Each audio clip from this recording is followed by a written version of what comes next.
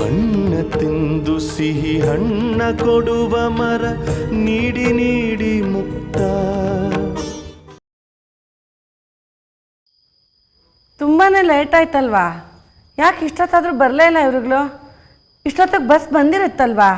ನಾನು ಅದನ್ನೇ ಯೋಚನೆ ಮಾಡ್ತಾ ಇದ್ದೆ. ಇನ್ನೊಂದು ಸ್ವಲ್ಪ ಹೊತ್ತು ಕಾದು ನೋಡೋಣ. ಇನ್ನೂ ಬರಲಿಲ್ಲ ಅಂದರೆ ನಿರ್ಮಲಂಗೆ ಫೋನ್ ಮಾಡಿ ಯಾವ ಬಸ್ ಹತ್ತಿದ್ದಾರೆ ಅಂತ ಡೀಟೇಲಾಗಿ ಕೇಳಿ ತಿಳ್ಕೊಳ್ಳೋಣ. ಅಮ್ಮ, ಓ ಬಂದರು ಅನಿಸುತ್ತೆ. ಅಮ್ಮ, ಹೋ ಬಂದ್ರಾ? ಯಾಕೆ ಇಷ್ಟು ಲೇಟು? ನಾನು ನಿಮಗೋಸ್ಕರನೇ ಕಾಯ್ತಾ ಇದ್ದೆ. ಬಸ್ ಲೇಟ್ ಆಯ್ತಮ್ಮ. ಸರಿ ಬನ್ನಿ.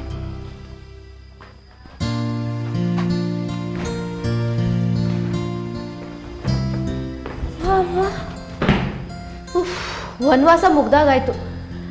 ನಾಳೆ ಫಸ್ಟ್ ಕಾಲೇಜ್ಗೆ ಹೋಗಬೇಕು. ಕಾಲೇಜ್ಗೆ ಹೋಗಿ ನಾನು ಯಾರು ಅಂತ ಅವ್ರಿಗೆ ಪರಿಚಯ ಮಾಡ್ಕೋಬೇಕು. ಎಲ್ಲರೂ ಮರ್ತೋಗಿರ್ತಾರೆ ನನ್ನ. ಏನು ತುಂಬ ಲೇಟ್ ಆಯ್ತಲ್ಲ? ಸ್ಲೋನಾ ಬಸ್ಸು? ಸ್ಲೋನಾ? ನಾವು ಓಡ್ಕೊಂಡೇ ಬಂದ್ಬಿಡ್ಬೋದಾಗಿತ್ತಪ್ಪ. ಯಾರು ಕೈ ತೋರಿಸಿದ್ರು ನಿಲ್ಲಿಸ್ಬಿಡ್ತಾ ಇದ್ರು. ಎಲ್ಲರೂ ನೀಟಾಗಿ ಕರ್ಕೊಂಡು ಹೋಗಿ ಅವ್ರ ಮನೆ ತನಕ ಡ್ರಾಪ್ ಮಾಡ್ತಾ ಇದ್ರು. ನಮ್ಮಿಬ್ಬರಿಗೂ ಕೂತು ಕೂತು ಕೂತು ಸುಸ್ತಾಗೋಯ್ತು. ಚಿದಾನಂದ ಎಲ್ಲಿ ಬಾಯ್ ಅಣ್ಣ, ನಿಂಗೆ ಪೋಸ್ಟಿಂಗ್ ಲೆಟ್ರ್ ಸಿಕ್ತಲ್ಲ, ಅದಕ್ಕೆ ಬಾಯ್ ಸಿಹಿ ಮಾಡ್ಕೊ. ಏ ಚಿದಾನಂದ, ಎಂಜಲ್ ಮಾಡಿಬಿಟ್ಟಿಯಲ್ಲ ಚಮಚನ. ಅಮ್ಮ ನನಗೆ ನಿಂಗೂ ಇದೆ, ಆದರೆ ಕಾರಣ ಆಮೇಲೆ ಹೇಳ್ತೀನಿ. ಇನ್ನೇನಕ್ಕೆ? ಅಣ್ಣಂಗೆ ಪೋಸ್ಟಿಂಗ್ ಆಗಿರೋಕ್ಕೆ ತಾನೆ? ಅದಕ್ಕಲ್ಲ, ಆಮೇಲೆ ಹೇಳ್ತೇನೆ ಅಂತ ಅನ್ನಲ್ಲ.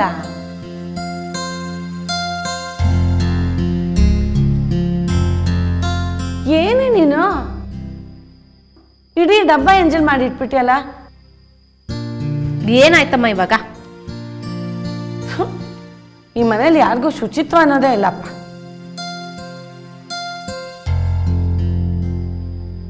ಇದಾನಂದ, ತಗೋ ನಿನ್ನ ಜಾಯ್ನಿಂಗ್ ಲೆಟ್ರು.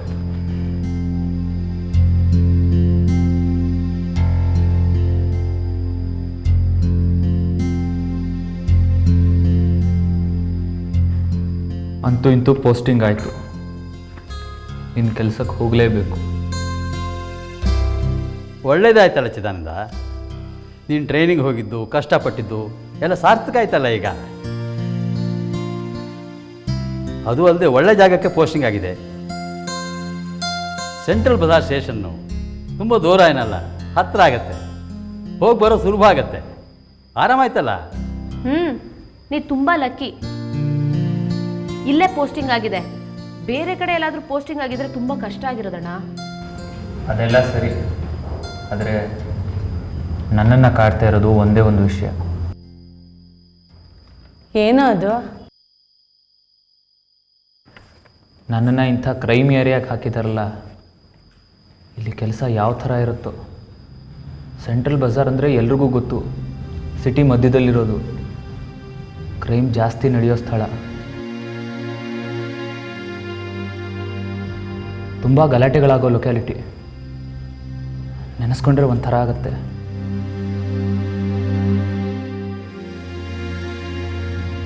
ನನ್ನನ್ನು ಯಾವುದಾದ್ರೂ ಸಿಟಿ ಪಕ್ಕ ಇರೋ ಸಣ್ಣ ಸ್ಟೇಷನ್ಗೆ ಹಾಕ್ತಾರೆ ಅಂದ್ಕೊಂಡಿದ್ದೆ. ಆದರೆ ಈಗ ಅಲ್ಲಿ ಕೆಲಸ ಮಾಡೋದು ತುಂಬ ಕಷ್ಟ ಆಗುತ್ತೆ. ಏನೂ ಆಗಲ್ಲಣ್ಣ, ಯೋಚನೆ ಮಾಡಬೇಡ. ಕೆಲಸ ಶುರು ಆಗೋಕ್ಕೆ ಮುಂಚೆ ಹೊಸ ಕೆಲಸನ ಶುರು ಮಾಡೋಕ್ಕೆ ಒಂದು ಸ್ವಲ್ಪ ಹೆಸಿಟೇಷನ್ ಇರುತ್ತೆ.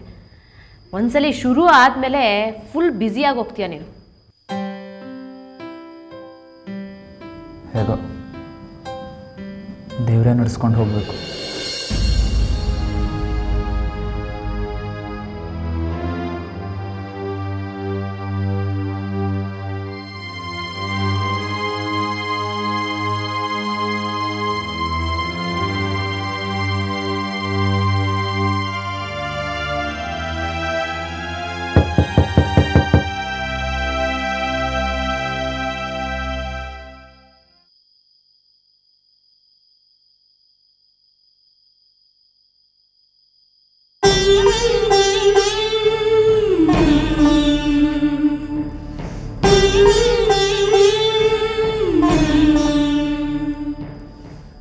ಏನಾಯ್ತು ಪುಟ್ಟಿ?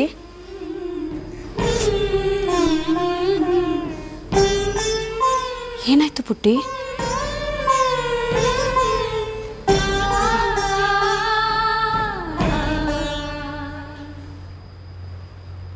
ಪುಟ್ಟಿ ಯಾಕೆ ಇಷ್ಟೊಂದು ಅಪ್ಸೆಟ್ ಆಗಿದ್ದಾಳೆ?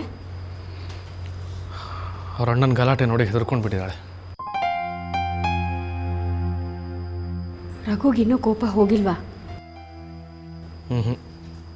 ಅವನನ್ನು ಹೇಗೆ ಹ್ಯಾಂಡಲ್ ಮಾಡೋದು ಅಂತಲೇ ನನಗೆ ಅರ್ಥ ಆಗ್ತಾಯಿಲ್ಲ. ಏನೆಲ್ಲ ತುಂಬ್ಕೊಂಡ್ಬಿಟ್ಟಿದೆ ಅವನ ತಲೆಯಲ್ಲಿ. ನಾನು ಅವನ ಹತ್ರ ಮಾತಾಡ್ತೀನಿ.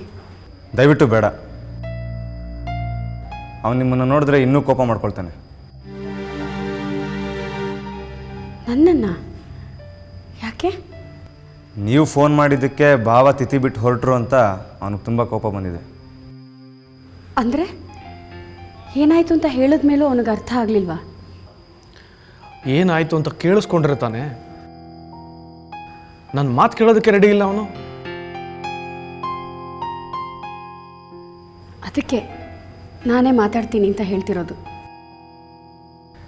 ನಿಮ್ಮ ಉದ್ದೇಶ ಒಳ್ಳೆಯದೇ, ಆದರೆ ನೀವು ರಘುನ ಮಾತಾಡ್ಸೋಕೆ ಹೋದಾಗ ಅವನು ಹೇಗೆ ರಿಯಾಕ್ಟ್ ಮಾಡ್ತಾನೆ ಅಂತ ಹೇಳೋಕ್ಕಾಗಲ್ಲ. ಅವನು ಏನಾದರೂ ಮಾತಾಡಿ ನಿಮ್ಮನ್ನು ಹರ್ಟ್ ಮಾಡೋ ಸಾಧ್ಯತೆ ತುಂಬ ಇದೆ. ಹೌದು ಶಂಭುವರೇ, ಅವನನ್ನು ಹಾಗೆ ಬಿಟ್ಟರೆ ಸರಿ ಹೋಗ್ತಾನೆ. ಸುಮ್ಮನೆ ನಿಮಗೂ ಬೇಜಾರಾಗೋದು ಬೇಡ.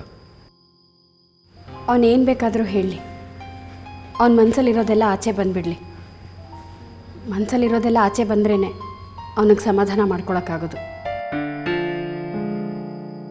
ಟೀನೇಜಲ್ಲಿ ಮಕ್ಕಳಿಗೆ ಒಂದು ರೀತಿ ಉದ್ವೇಗ ಇರುತ್ತಲ್ಲ, ಅದಕ್ಕೆ ಹಾಗೆ ಆಡ್ತಿರೋದು ಅವನು.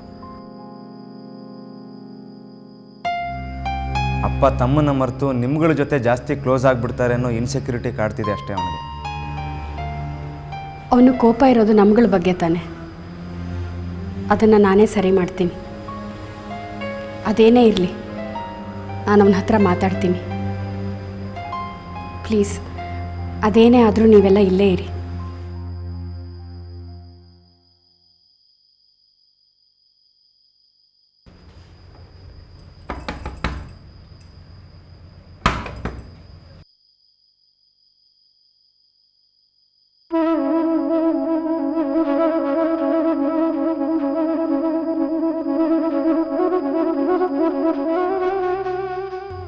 ನೀವು ಯಾಕೆ ಬಂದ್ರಿ ಇಲ್ಲಿ?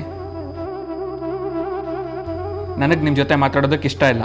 ನೋಡು ಪುಟ್ಟ, ನಿನಗೆ ನನ್ನ ಹತ್ರ ಮಾತಾಡೋದಕ್ಕೆ ಇಷ್ಟ ಇದೆ ಅಂತ ನಾನು ಇಲ್ಲಿಗೆ ಬಂದಿಲ್ಲ.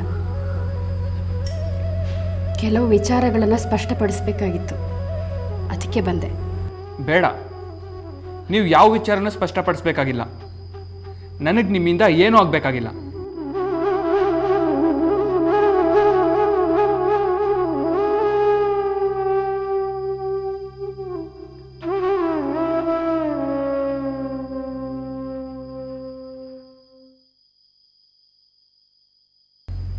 ನೋಡು ಪುಟ್ಟ, ಕೋಪ ಮಾಡ್ಕೊಳ್ಳೋದನ್ನು ಬಿಟ್ಟು ಯೋಚನೆ ಮಾಡು. ನಾನು ಹೇಳಿದ್ದನ್ನು ಕೇಳಿಸ್ಕೊ. ಬಿಡ್ರಿ ನನ್ನ ಕೈನ. ಒಂದ್ಸಲ ಹೇಳಿದ್ರೆ ಗೊತ್ತಾಗಲ್ವಾ? ನನಗೆ ನಿಮ್ಮ ಜೊತೆ ಮಾತಾಡೋದಕ್ಕೆ ಇಷ್ಟ ಇಲ್ಲ. ನನ್ನ ಪಾಡಿಗೆ ನನ್ನ ಬಿಟ್ಬಿಡಿ.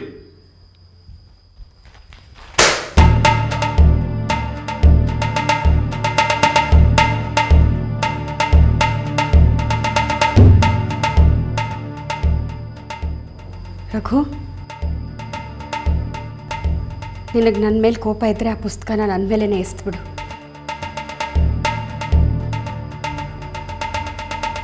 ನನ್ನ ಕೆನ್ನೆಗೆ ಹೊಡಿಬೇಕು ಅನ್ನಿಸ್ತಿದ್ಯಾ? ಹೊಡೆದ್ಬಿಡು, ಪರವಾಗಿಲ್ಲ. ಹಾಗಾದರೂ ನಿನ್ನ ಕೋಪ ಕಡಿಮೆ ಆಗೋದಾದರೆ ಆಗಲಿ. ನೋಡು ಪುಟ್ಟ, ನಾನು ನಿನಗಿಂತ ದೊಡ್ಡವಳು, ಆದರೂ ಹೇಳ್ತಿದ್ದೀನಿ, ಹೊಡಿ.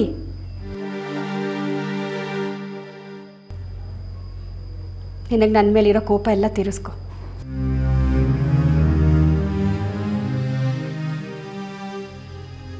ವಿಷಯನೇ ಗೊತ್ತಿಲ್ಲದೆ ರಾಧಾಂತ ಮಾಡ್ತಿದ್ಯಲ್ಲ ರಘು.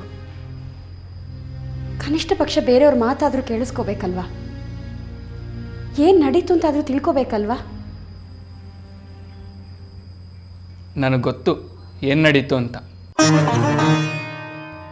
ನೀವು ಹೇಳಿದ್ರಿ ಅಂತ ಅಪ್ಪ ಕುಡಿಯೋದನ್ನೇ ಬಿಟ್ಬಿಡ್ತಾರೆ? ನಿಮ್ಮ ಫೋನ್ ಬಂತು ಅಂತ ಅಮ್ಮನ ತಿಥಿ ಕಾರ್ಯಕ್ರಮನೇ ಬಿಟ್ಟು ಹೋಗ್ತಾರೆ?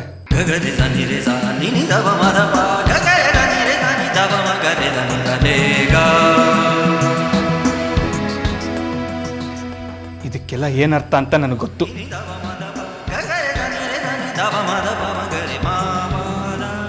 ನಿಮ್ಮ ಜೊತೆ ಮಾತಾಡೋದಕ್ಕೆ ನನಗಿಷ್ಟ ಇಲ್ಲ. ಮೈ ಮೇಲೆ ಪ್ರಜ್ಞೆ ಇಟ್ಕೊಂಡು ಮಾತಾಡೋ ರಘು. ನನ್ನ ಬಗ್ಗೆ ಇಷ್ಟು ಚೀಪಾಗಿ ಮಾತಾಡೋದಕ್ಕೆ ಯಾರಿಗೂ ಹಕ್ಕಿಲ್ಲ.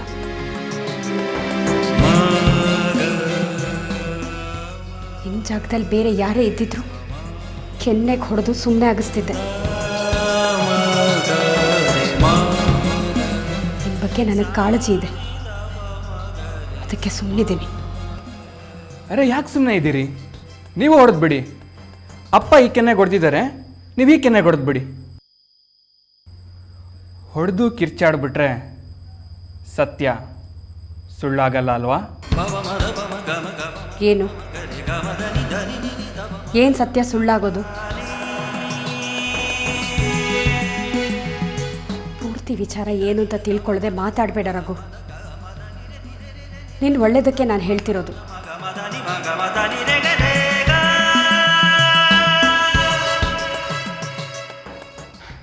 ನೋಡಿ, ಸುಮ್ಮನೆ ನನಗೆ ಸಿಟ್ಟು ತರಿಸ್ಬೇಡಿ. ನನಗೆ ಯಾರ ಜೊತೆನೂ ಮಾತಾಡೋದಕ್ಕೆ ಇಷ್ಟ ಇಲ್ಲ ಅಂತ ಹೇಳಿದ್ನಲ್ಲ, ದಯವಿಟ್ಟು ಹೊಟ್ಟೋಗಿ. ದುಡುಕ್ಬೇಡ ರಘು, ಪ್ಲೀಸ್. ನಾನು ಹೇಳೋದನ್ನು ಕೇಳಿಸ್ಕೊ. ನೋಡು ಪುಟ್ಟ, ನಿನಗೆ ನಿಜವಾಗ್ಲೂ ನಿಮ್ಮ ಅಮ್ಮನ ಮೇಲೆ ಪ್ರೀತಿ ಇರೋದೇ ಆದರೆ ನಾನು ಹೇಳೋದನ್ನೆಲ್ಲ ನೀನು ತಾಳ್ಮೆಯಿಂದ ಕೇಳಿಸ್ಕೊತೀಯ.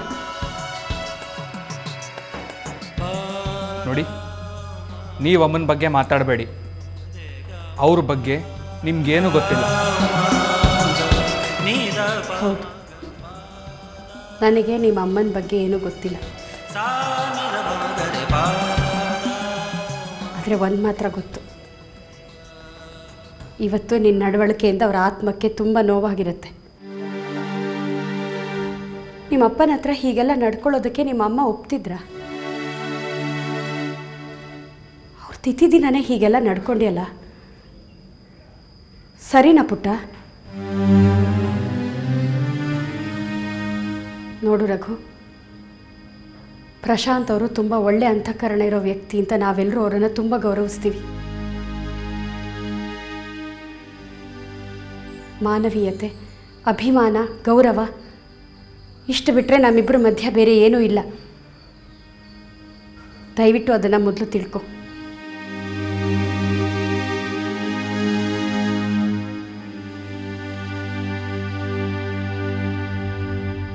ನೋಡು ರಘು, ನಿಮ್ಮ ತಂದೆಗೆ ನಿಮ್ಮ ಬಗ್ಗೆ ಕಾಳಜಿ ಇರೋದ್ರಿಂದ ನಿಮ್ಮ ಮನ್ಸಿಗೆ ಬೇಜಾರಾಗದೇ ಇರಲಿ ಅಂತ ಕುಡಿಯೋದು ಬಿಟ್ಟಿರೋದು. ನನಗೋಸ್ಕರ ಅಲ್ಲ. ನಿಮ್ಮ ತಾಯಿ ತಿಥಿ ಬಿಟ್ಟು ಬರೋದಕ್ಕೆ ಏನಾದರೂ ಬಲವಾದ ಕಾರಣ ಇಲ್ಲದೆ ಇದ್ದರೆ ಅವ್ರು ಹಾಗೆ ಮಾಡ್ತಿದ್ರಾ? ಅವ್ರು ಯಾಕೆ ಹಾಗೆ ಮಾಡಿದ್ರು ಅಂತ ನೀನು ಯೋಚನೆ ಮಾಡಬೇಕಾಗಿತ್ತಲ್ವಾ? ನಾನು ಫೋನ್ ಮಾಡಿದ್ದು ನಿಜ, ಆದರೆ ಯಾಕೆ ಫೋನ್ ಮಾಡಿದೆ ಅಂತ ನಿನಗೆ ಗೊತ್ತಾ? ನಿಮ್ಮ ತಾಯಿ ತಿಥಿ ಇದೆ ಅಂತ ನನಗೆ ಗೊತ್ತಲ್ವಾ? ಸುಮ್ಮನೆ ಕಾರಣ ಇಲ್ಲದೆ ನಾನು ಯಾಕೆ ಫೋನ್ ಮಾಡಿ ನಿಮ್ಮ ತಂದೆನ ಕರೀಲಿ ಹೇಳು? ನಾನು ಫೋನ್ ಮಾಡಿ ನಿಮ್ಮ ತಂದೆನ ಕರೆಸ್ಕೊಂಡಿದ್ದು ಹಾಸ್ಪಿಟಲ್ಗೆ. ಯಾಕೆ ಗೊತ್ತಾ? ನಿಮ್ಮ ಚಿತ್ರಲೇಖ ಅತ್ತೆ ಹಾಸ್ಪಿಟಲಲ್ಲಿ ಅಡ್ಮಿಟ್ ಆಗಿದ್ದಾರೆ ಅಂತ. ಅವ್ರ ಸ್ಥಿತಿ ತುಂಬ ಗಂಭೀರವಾಗಿದೆ ಅಂತ ನಿಮ್ಮ ತಂದೆನ ನಾನು ಫೋನ್ ಮಾಡಿ ಕರೆಸಿದ್ದು.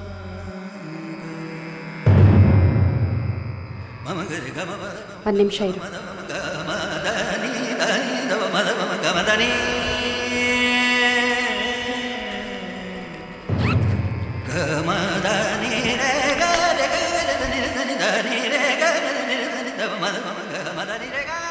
ನೋಡು, ಹಾಸ್ಪಿಟಲ್ ಬಿಲ್ಲು, ರಿಪೋರ್ಟು ಎಲ್ಲ ಇದೆ. ನಿನಗೆ ನಂಬಿಕೆ ಬರಲಿಲ್ಲ ಅಂದರೆ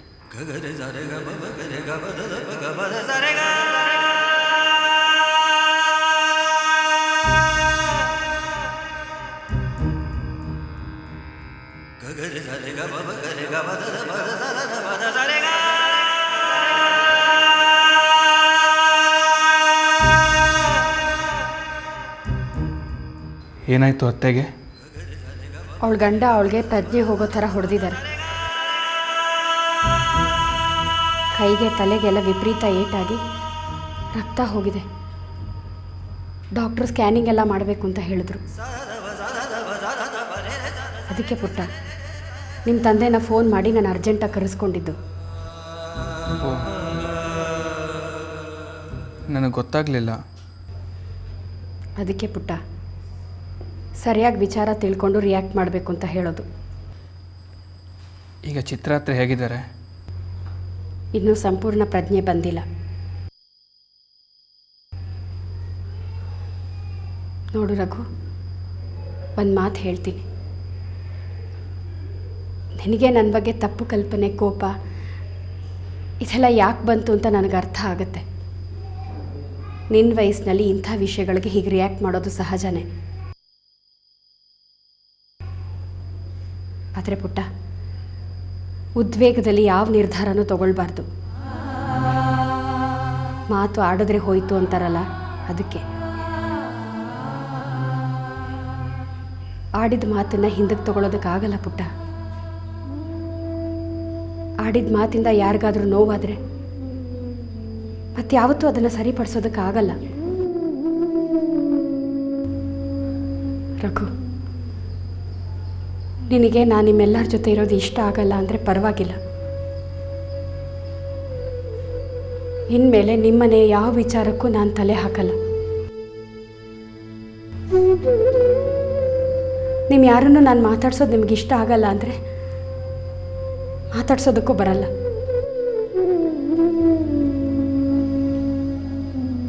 ಆದರೆ ಪುಟ್ಟ, ಒಂದು ಸಣ್ಣ ರಿಕ್ವೆಸ್ಟ್, ಪ್ಲೀಸ್, ನನ್ನ ಬಗ್ಗೆ ಆಗಲಿ ಪ್ರಶಾಂತ್ ಬಗ್ಗೆ ಆಗಲಿ ದಯವಿಟ್ಟು ತಪ್ಪು ಭಾವನೆಗಳನ್ನು ಬೆಳೆಸ್ಕೋಬೇಡ.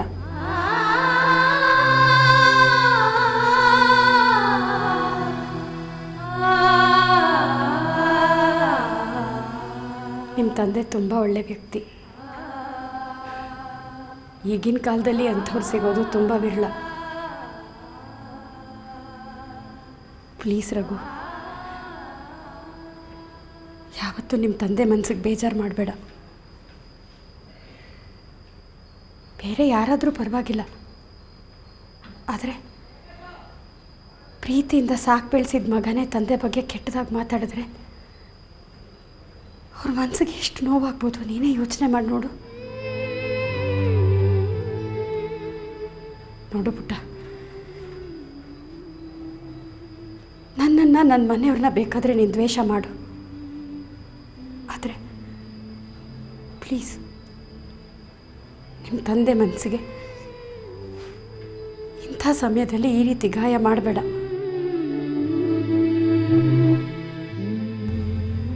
ನೋಡು ಪುಟ್ಟ, ನಾನು ಹೇಳಿದ್ರ ಬಗ್ಗೆ ಯೋಚನೆ ಮಾಡು. ಸಾಧ್ಯವಾದರೆ ಅರ್ಥ ಮಾಡ್ಕೊ. ನಿಮ್ಮ ತಾಯಿ ತಿಥಿ ದಿವಸ ಫೋನ್ ಮಾಡಿ ನಿಮ್ಮ ತಂದೆನ ಕರೆಸ್ಕೊಂಡಿದ್ದಕ್ಕೆ ತುಂಬ ಸಾರಿ.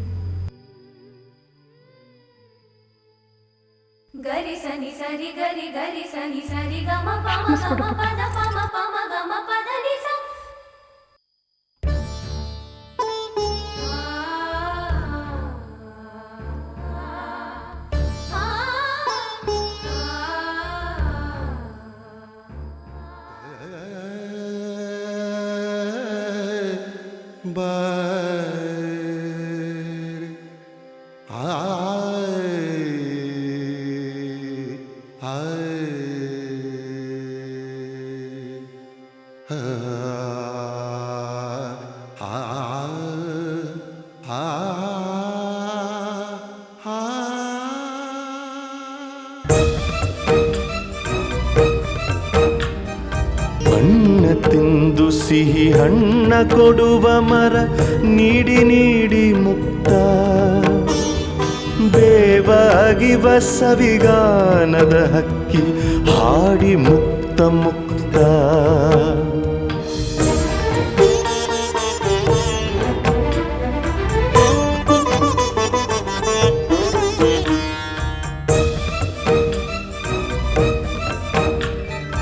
ಹಸಿರ ತೋಳಿನಲ್ಲಿ ಬೆಂಕಿಯ ಕೂಸ ಹೊರೆವುದು ತಾಯಿಯ ಹೃದಯ. ಮರೆಯುವುದುಂಟೆ ಮರೆಯಲಿ ನಿಂತೆ ಕಾಯುವ ಕರುಣಾಮಯಿಯ. ಮರೆಯುವುದುಂಟೆ ಮರೆಯಲಿ ನಿಂತೆ ಕಾಯುವ ಕರುಣಾಮಯಿಯ.